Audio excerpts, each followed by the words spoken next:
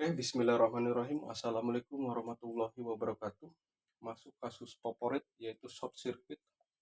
Kebetulan tadi sudah dicek dan belum sempat dieksekusi.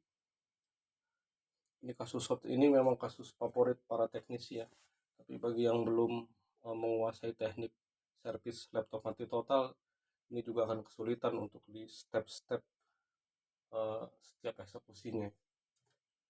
Ini merek datang Asus serinya A416 KA FHD 421, masih keluarga Vivobook ataupun Asus Vivobook.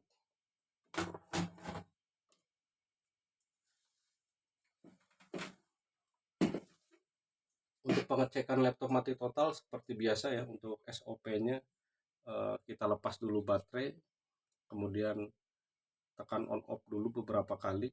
Jika masih belum selesai, jika masih belum, laptop belum bisa nyala, baru kita lakukan checking pengukuran teknik cepat ya. Untuk teknik cepat sendiri seperti biasa,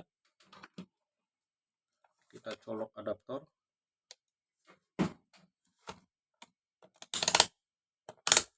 skala menggunakan volt 20 DC. Untuk probe hitam ini bebas kita letakkan di, tapi yang paling aman ini di lubang-lubang skrup ya, jadi seperti ini.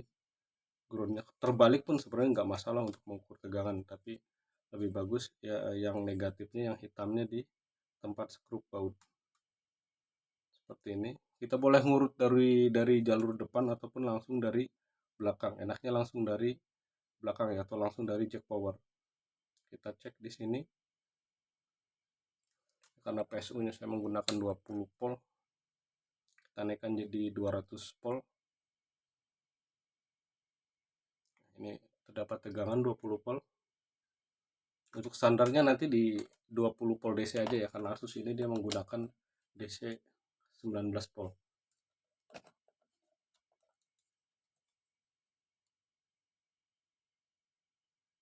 Di jack terdapat tegangan, kita anggap saja ini 19 volt. Kemudian langsung lari ke power resistor ya, karena power resistor sendiri di laptop cuma ada dua, bentuknya seperti ini. Dia selalu berdekatan dengan jack power. Satu lagi di dekat baterai, ini bentuknya sama.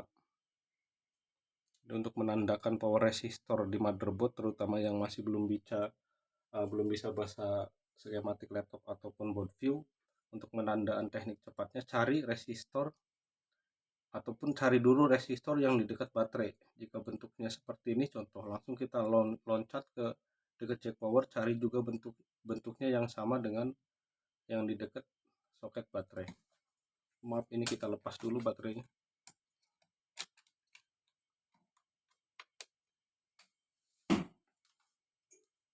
Oke, lanjut.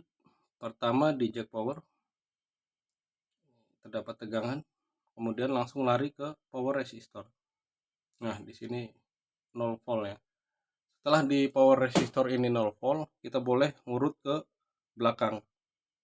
Jadi dari depan power resistor ini, dia biasanya masuk ke N channel ini. Di sini tidak ada tegangan, terus balik lagi ke pin ini. Ukurnya lebih aman di tengah-tengah ya untuk MOSFET ini. Jadi pin 1, 2, 3, 4, 5, 6, 7, 8 kita boleh di pin 7. Pin 7 ataupun pin 7, pin 8, pin 7, 1, 2, 3, 4, 5, 6, 7, jadi 6, 7 boleh digabungin gini. Kan ini satu jalur. Kemudian pin 2, 3 boleh kita gabungin gini. Yang penting jangan ngukur di pin 4 karena itu gate ya. Untuk pin 1, 2, 3 ini satu jalur nyambung, 5, 6, 7, 8 ini pun nyambung. Di sini tidak ada tegangan, kemudian kita terus mundur. Di sini pun tidak ada tegangan, loncat lagi ke MOSFET yang sebelahnya ya. Jadi biasanya hampir rata-rata laptop itu dari jack power, dia masuk dulu ke induktor, terus ke MOSFET N channel 1, kemudian N channel 2, baru ke power resistor. Dan setelah di power resistor ini tegangan 19 volt akan menyebar, yang nantinya berfungsi sebagai input untuk setiap sistem sirkuit ya. Kita ulang, power resistor 0, mundur ke MOSFET 0, mundur lagi ke kaki sebaliknya, pin 1 2 0, lanjut ke MOSFET yang ini 0 juga, kemudian ke sini. Nah, di sini ada tegangan. Jadi tegangan ini hanya diam di pin 1 2 3 yang berhubungan langsung dengan induktor dan jack power. Jadi dari sini tegangan masuk, kemudian masuk ke induktor, lalu ke MOSFET N channel. Tegangan di sini itu enggak ada di 1 2 3 1 2 3 5 6 7 8 di kaki 5 6 7 8 ini enggak ada. Ini penyebabnya dua ya. Bisa saja MOSFET ininya yang rusak. Bisa saja ini ada protect sirkuit dari output ya. Untuk mengeceknya simpel saja, kita lepas dulu. Untuk kasus seperti ini ya, dengan karakteristik tegangan hanya bertahan di bagian MOSFET. Ini di buzzer. Setelah kita kalibrasi, kita cek ulang lagi di sini. Ini bunyi. Jadi probe merah boleh di tempat skrup dan probe hitam di tempat skrup, dan probe merah langsung ke PR. Nah, di sini sudah tandanya shortnya. Untuk laptop normal ini harus tidak boleh bunyi ya. Jadi power resistor ini nggak boleh bunyi karena ini jalur tegangan.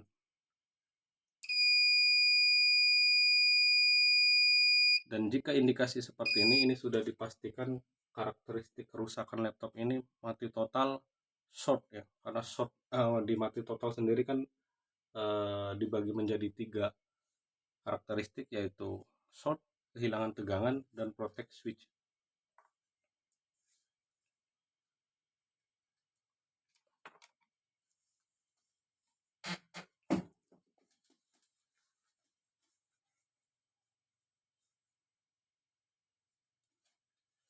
Oke, break sejenak.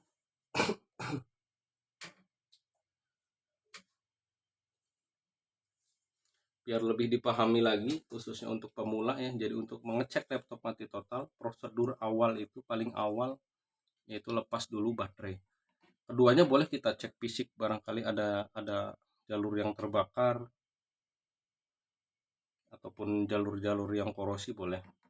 Terus juga tanyain juga ke customernya histori kerusakan matinya ya, karena kalau kerusakannya dia sehabis terkena air, itu tidak dianjurkan untuk langsung melakukan pengecekan tegangan. Ada baiknya kita langsung cleaning ya, ataupun dibersihkan dulu motherboardnya.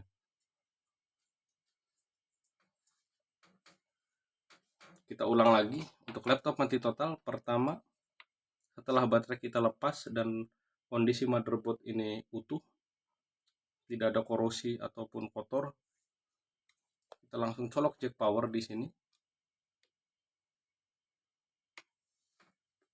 Maaf, setelah baterai ini kita lepas, kita coba dulu tekan on off-nya ya. Dengan cara colok dulu ininya, colok dulu pakai casan. Jika tidak ada reaksi setelah kita on off, baru ini lepas lagi. Prepare lagi sejenak, siapkan apometer, rubah skala di 20 volt. Ini untuk tegangan 19 volt ke bawah ya. Jika 19 volt ke atas seperti Lenovo, kita menggunakan di DC 200 volt. Kebetulan saya ini PSU menggunakan tegangan 20 volt. Ini skalanya kita tarik ke 200 volt. Umumnya yang dianjurkan di tegangan 20 volt ya. Jadi tergantung settingan PSU-nya.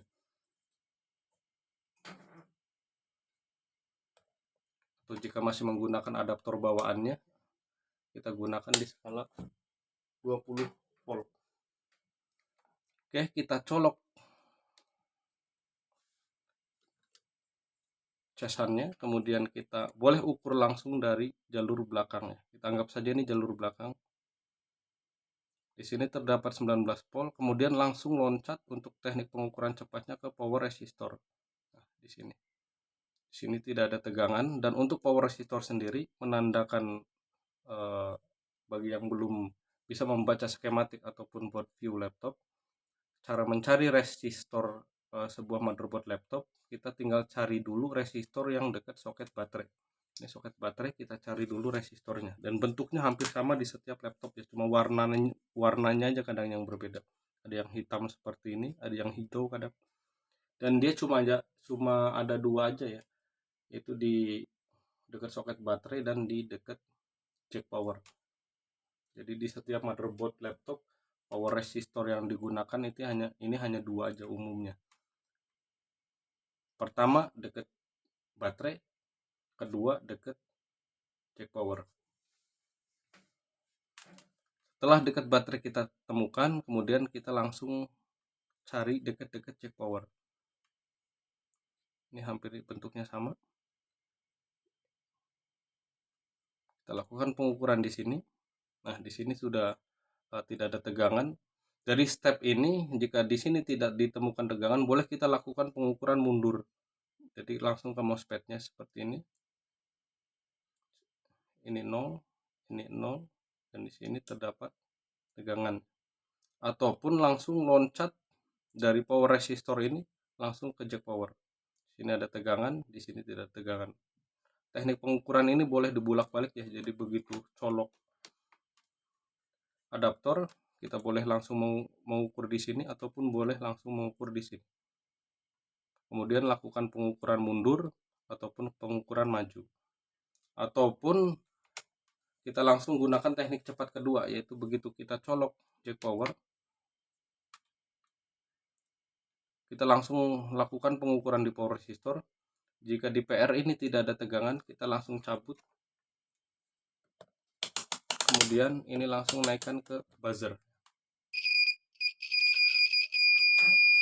Mode buzzer ini secara umumnya ini digunakan untuk mengecek kabel apabila putus atau tidak, nyambung atau tidak. Kemudian yang keduanya yang umum di laptop ini banyak digunakan untuk mengukur short circuit ataupun mengukur short sebuah komponen.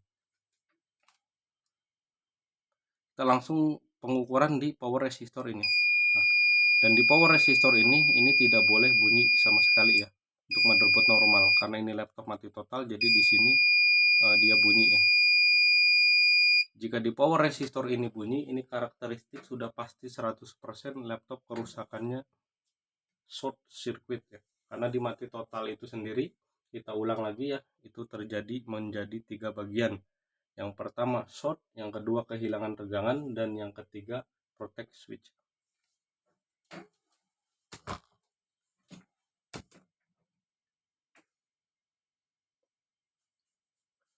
Oke, kita langsung ke teknik eksekusinya. Untuk teknik eksekusi short ini, kita lepas dulu komponen-komponen yang penting. RAM boleh kita lepas dulu. Kemudian SSD boleh kita lepas dulu. Ini sebenarnya tidak dilepas pun tak masalah, cuma khawatirnya ada tegangan yang loss, ini langsung nembak ke SSD ataupun ke RAM ya.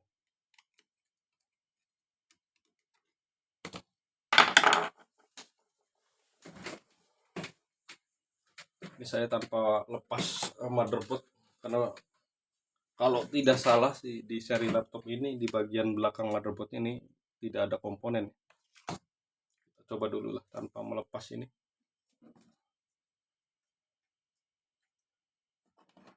Sayang PSU-nya tidak bisa ke record. Mungkin bisa cek video-video saya yang lain tentang eksekusi teknik short ya. Gunakan tegangan paling terendah ataupun dari 0 volt, ataupun langsung menggunakan tegangan 5 volt, 12 volt itu boleh ya. Kemudian tekniknya ini yang negatif ini kita letakkan di ground, dicapit aja seperti ini. Kita simpan yang paling aman nih di ujung soket USB. Kemudian yang merahnya ini boleh kita langsung solderkan ke power resistor ataupun model tempel-tempel seperti ini pun tak masalah.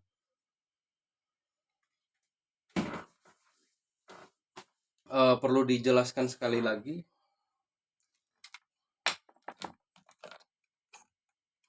biar lebih paham ya, kita ulang-ulang.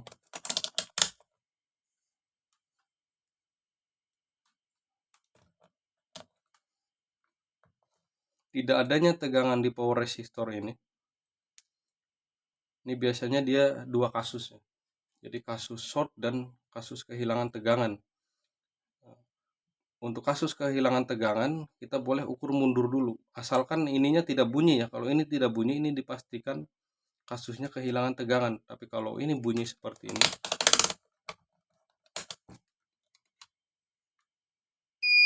sudah dipastikan kasusnya short ya. Jika kita ukur seperti ini dengan mode buzzer, di sini tidak bunyi dan tegangan tidak masuk ke power resistor, ini dipastikan dia kasusnya kehilangan tegangan. Untuk kasus kehilangan tegangan, kita selipkan dulu. Memastikannya, kita ukur pengukuran mundur ya. Jadi dari power resistor,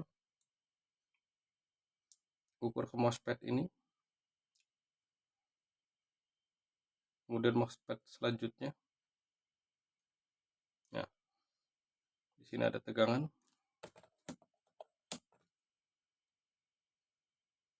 Dan di sebaliknya tidak ada tegangan. Kita anggap saja ini jembatan. Jadi untuk di kasus kehilangan tegangan, kemungkinannya dua. Jembatan ini yang rusak ataupun roboh. Keduanya ada trigger dari output yang bermasalah. Ya, entah dari IC BQ dan lain sebagainya. Oke, kita lanjut lagi ke kasus short. Kita langsung ke teknik inject.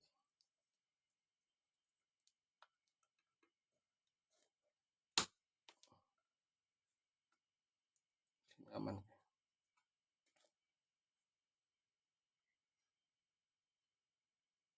Kita perhatikan sebelum tempel ini, perhatikan juga PSU-nya. Apakah ada reaksi drop? Tidak ada reaksi drop. Mode tes dulu. Oke, aman.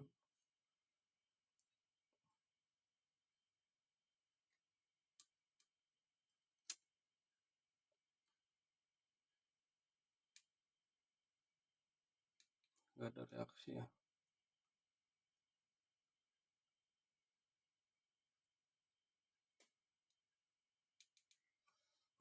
Kita lakukan soldering.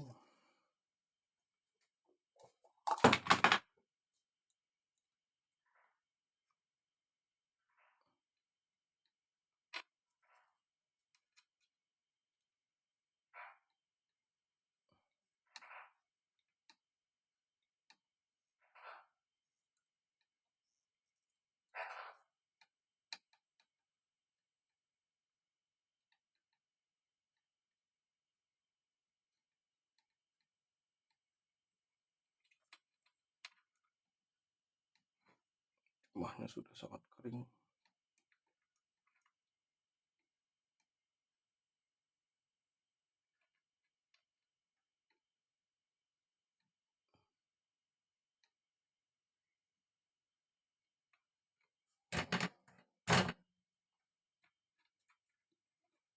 Kemudian kita balik groundingnya yang kita tempel-tempel.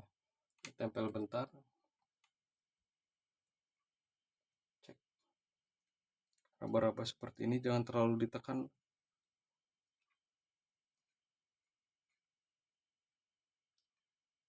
Lepas lagi. Kita tahan. Lepas lagi.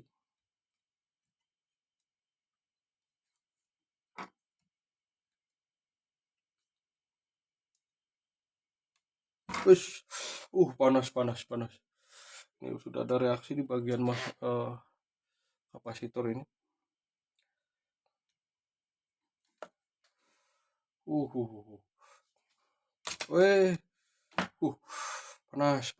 Panas. Efeknya seperti ini aja ya kalau kita eksekusi kasus short. Lebih aman sih pakai kamera thermal ya. Kita langsung terdeteksi mana yang dia suhunya over. Kebetulan kamera thermalnya di sini tidak ada, belum tersedia. Ini saya kerjakan langsung di rumah. Kita lepas dulu.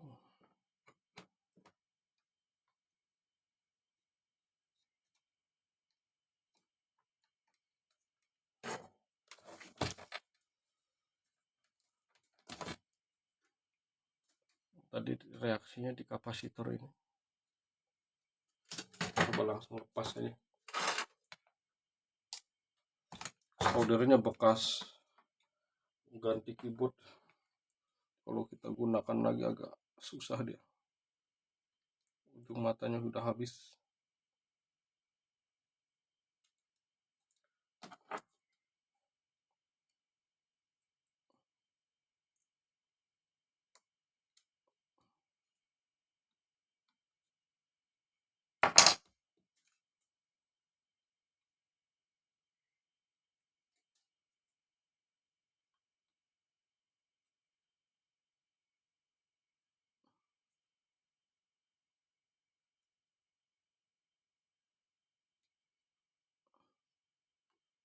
Paling enak ini pakai blower, cuma kondisi malam hari udah hampir setengah 12, kalau dinyalakan lumayan berisik karena menggunakan blower analog.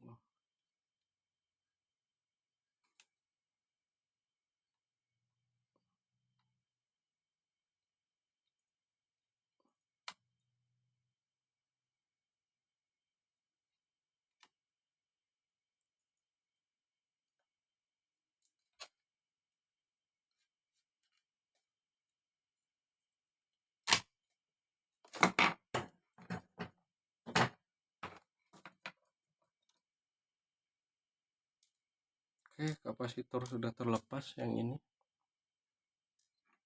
coba lakukan pengukuran manual. Untuk teknik pengukuran komponen yang short di kapasitor dan MOSFET ini caranya sama kayak tracking short tadi ya. Jadi kita ini satukan dulu gini, udah langsung pengukuran ke komponennya.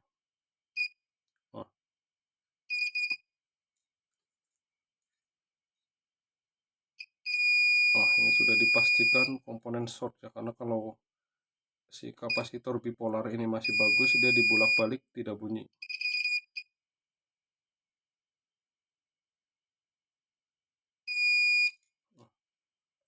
Kemana dia?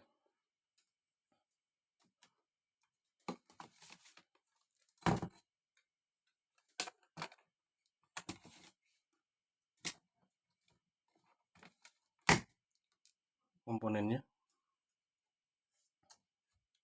Kita langsung cek di step pertama tadi ya. Kita langsung menggunakan saja buzzer, dipastikan di power resistor ini sudah hilang. Coba tes. Nah, ini sudah hilang. Ini menandakan kasus short sudah selesai. Dan jika tidak ada masalah lain, harusnya laptop ini langsung normal kembali. Jika di workshop sendiri, saya biasanya untuk kasus-kasus short seperti ini minta customer untuk langsung ditungguin ya, karena tidak membutuhkan waktu lama. Biasanya dia setengah dari mulai bongkar pasang, eksekusi sampai perakitan hanya butuh waktu sekitar setengah jam sampai 1 jam.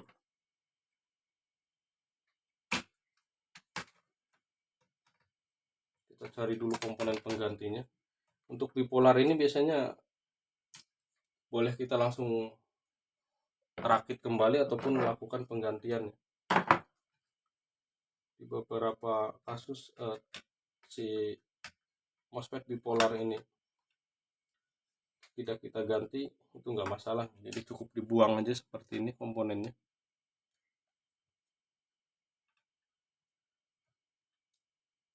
Biar lebih safety kita ganti saja.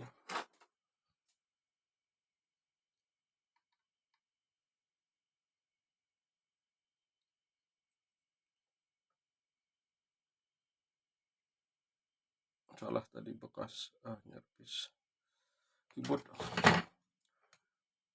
ganti keyboard.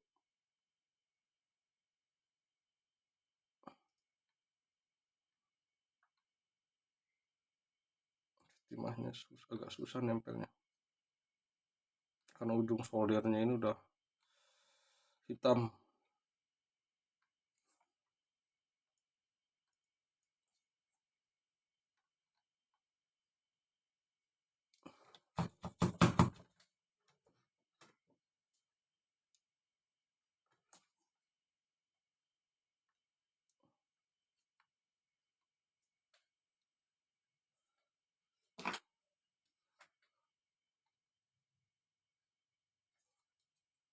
jadi susah gini nyolder.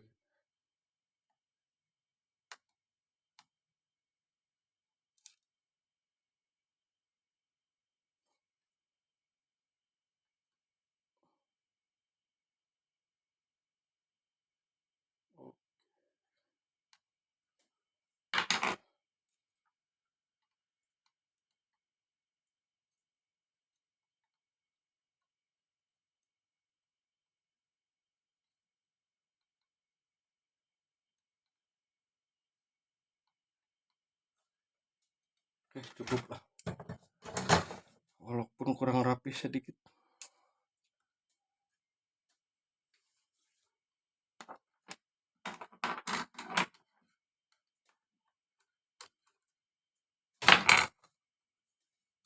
Oke, kapasitor sudah kita ganti. Yang ini komponen sebelumnya kita cek ulang lagi biar lebih pasti. Sudah hilang. Kemudian kita langsung coba lakukan pengukuran dengan power supply.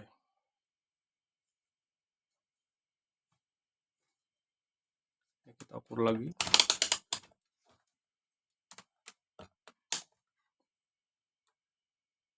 Kita langsung boleh lakukan pengukuran di power resistor ini seperti yang tadi dijelaskan. Nah, ini sudah terjadi, sudah ada tegangan 20 volt.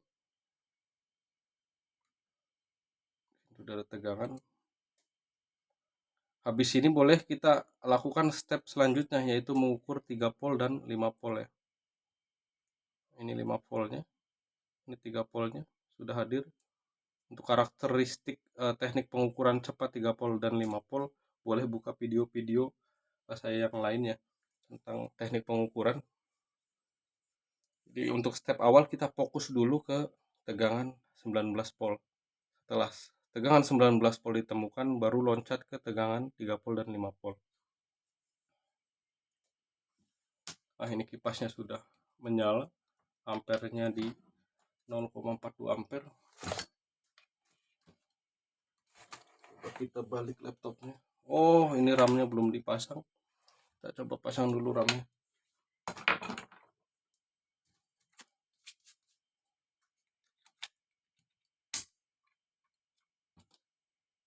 Kemudian kita pasang dulu SSD-nya. Ini sudah lama banget tidak on cam, jadi agak kaku lagi.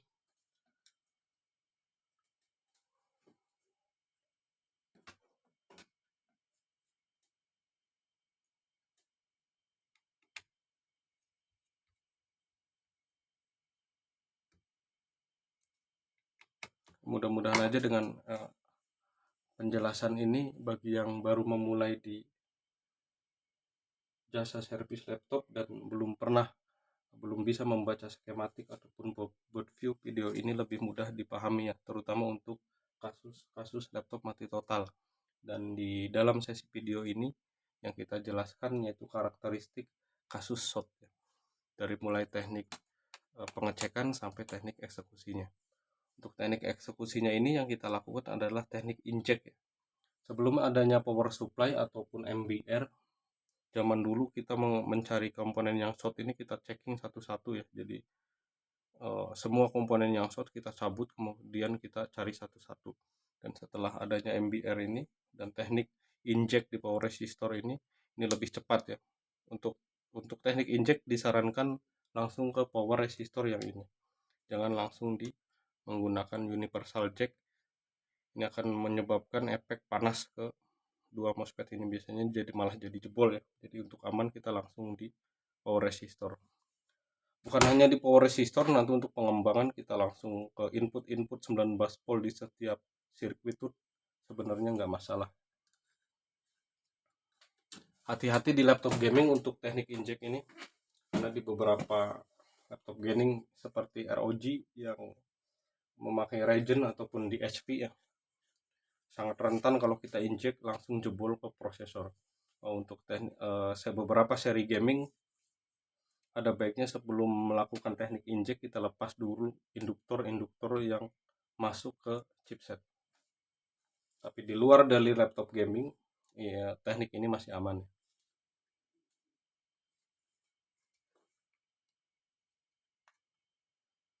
Oke, kita langsung coba pasang baterai. Aduh, kesenggol. Sudah ada lampu indikator. Ampere sudah 1,6. Harusnya sih ini sudah display ya. Nah, ini sudah nyala. Alhamdulillah. Oke, sekian dan terima kasih. Wassalamualaikum warahmatullahi wabarakatuh. Ya, bagi yang belum mengerti untuk teknik eksekusi dan teknik pengukuran di video, boleh langsung di kolom komentar ya. Ataupun boleh langsung WhatsApp jika ada kesempatan, nanti langsung saya balas. Oke, sekian dan terima kasih. Wassalamualaikum warahmatullahi wabarakatuh. Mohon maaf jika videonya kurang sempurna. Sekali lagi terima kasih. Wassalamualaikum warahmatullahi wabarakatuh.